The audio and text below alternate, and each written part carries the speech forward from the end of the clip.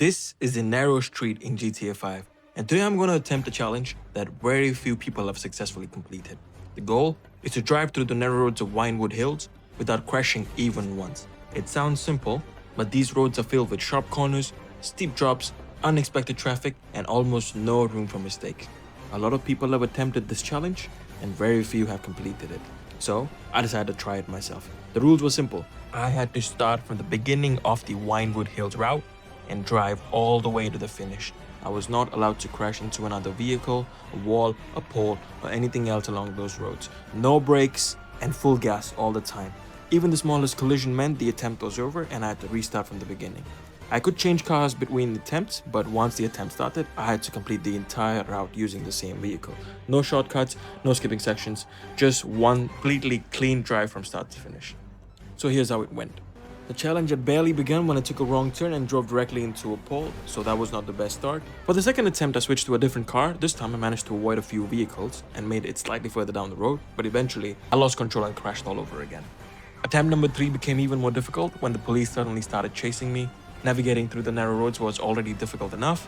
Doing it with the police cars behind me made it almost impossible. Once again, the attempt ended up in a crash. The fourth attempt ended the same way. The fifth one began with another change in strategy, hoping that improved handling would finally help me complete the course. Unfortunately, it did not once again. So, multiple crashes are on your way.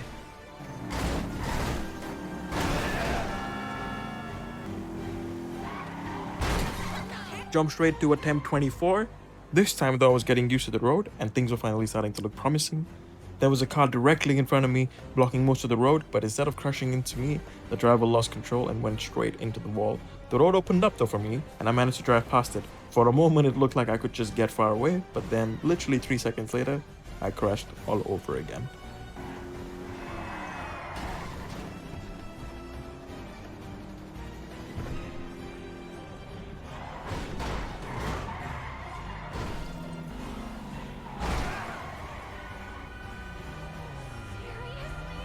And after 52 failed attempts, I started the routes again. I made it through the first corners, the narrow sections, the areas where I'd crashed countless times before, and now you can just see how it went.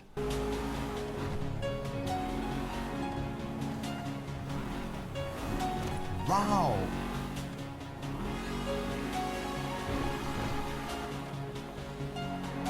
He's beginning to believe.